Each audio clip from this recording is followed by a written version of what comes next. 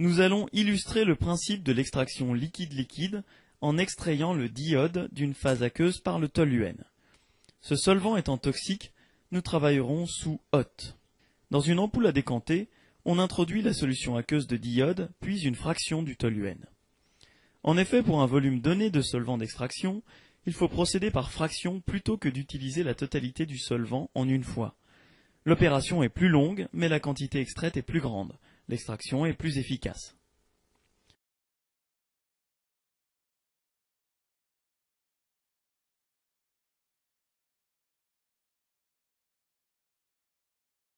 Après avoir bouché l'ampoule, on agite énergiquement en prenant soin de dégazer régulièrement.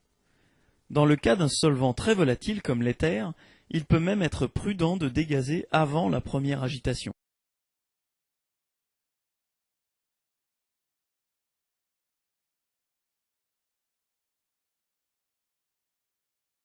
On repose ensuite l'ampoule sur son support pour laisser décanter.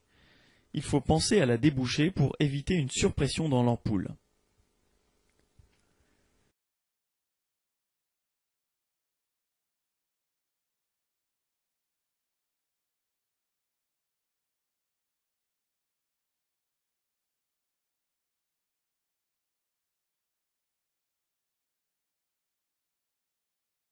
Si des gouttes de la phase organique restent sur la paroi du tube au niveau de la phase aqueuse, on peut faire des rotations de l'ampoule ou bien utiliser un agitateur en verre pour les déplacer.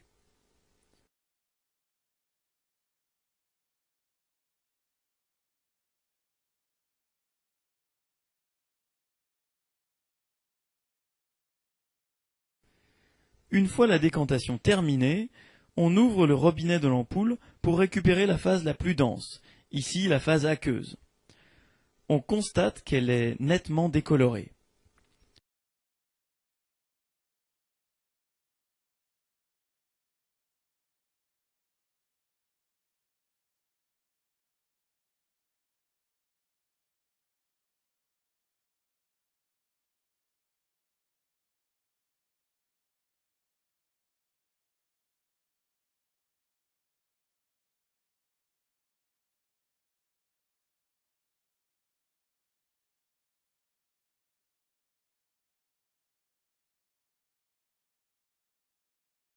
On récupère ensuite la phase toluénique qui a pris une couleur rose du fait de la présence du diode.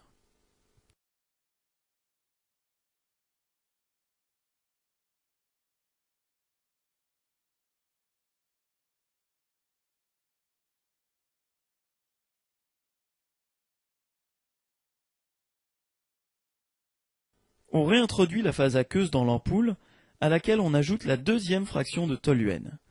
On recommence alors les opérations de décantation.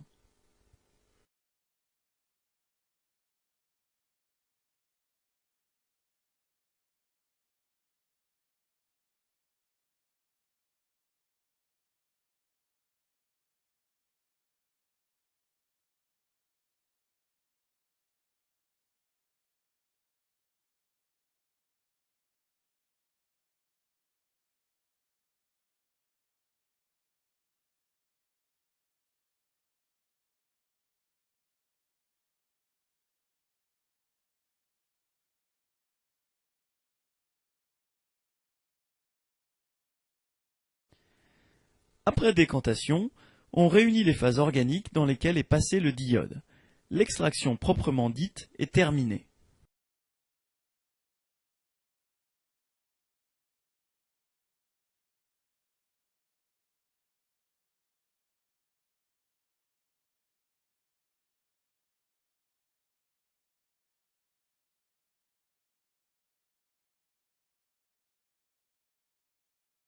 On va maintenant sécher les phases organiques réunies. Cette opération consiste à éliminer les traces d'eau résiduelles en introduisant un agent de séchage solide, ici du sulfate de magnésium.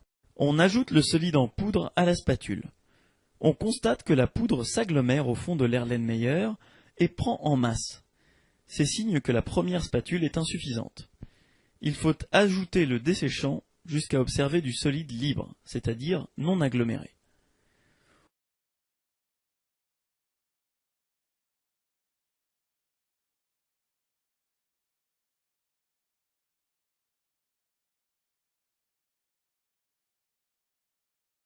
On peut alors passer à une agitation magnétique en prenant soin de boucher l'Erlenmeyer pour éviter l'introduction de l'humidité de l'air.